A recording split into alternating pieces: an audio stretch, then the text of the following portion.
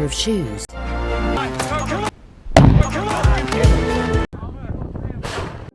Akkam jirtu hordoftoonni sagantaa keenya har'aan deebinee dhufnee jirra.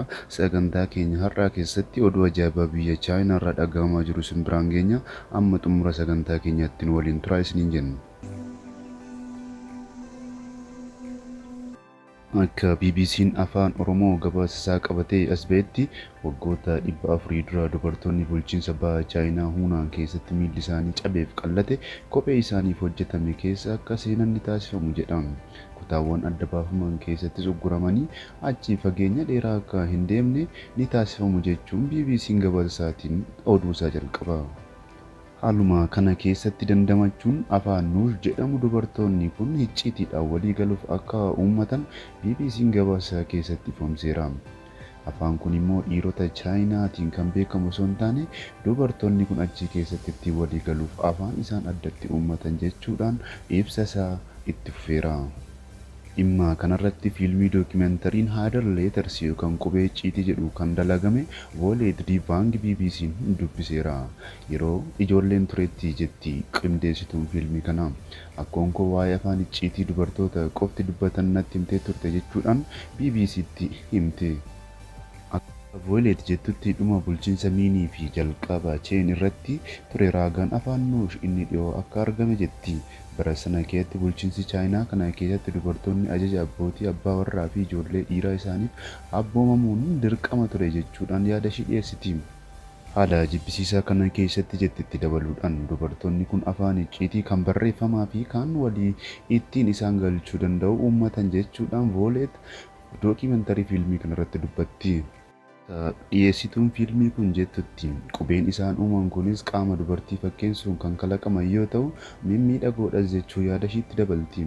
Abdii walitti horuuf jechas afaan barreeffamaa kana walaloo weedduu fi xalayaa illee otoo hin hafiin waliif barreessanii turan jechuu yaada ishii BBC'dhaaf kennaa turte.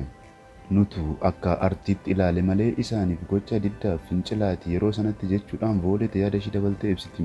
Dubartoonni kunniin barreeffama marabbii yookaan afarsituu dadachaasuun kan harkatti qabatan irratti barreessanii baadhatanii deemu jechuudhaan yaada ishii BBC'dhaaf kennitee jirti.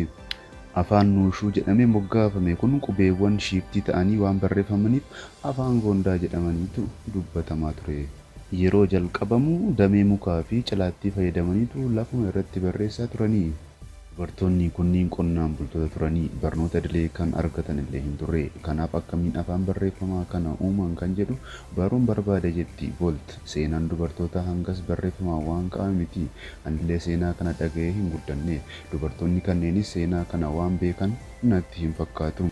Nushuun afaan qofa otoo hin taane iddoo baqannaa dubartoonni itti waan garaa isaanii dubbatu qabsoo isaanii qooddatan walitti dhiyaachuudhaan addooyyee walii ta'an jechuudhaan BBC'n Afaan Oromoo gabaasa qindeesseera.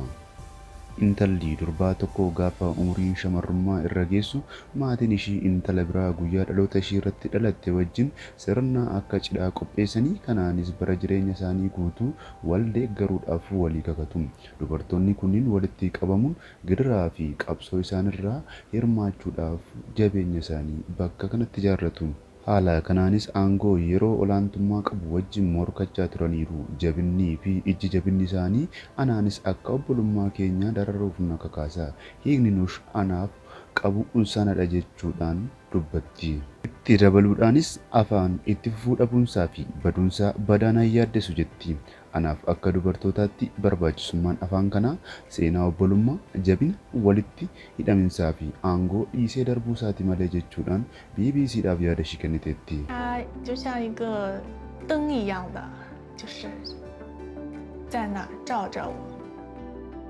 I don't think the language is going to survive, and I'm not so worried about that because I think that, as long as we understand the importance of having that kind of space for women to create sisterhood and to build strong ties with each other and then to build powers and strengths, that's very much the legacy of Nushu. Pair of shoes.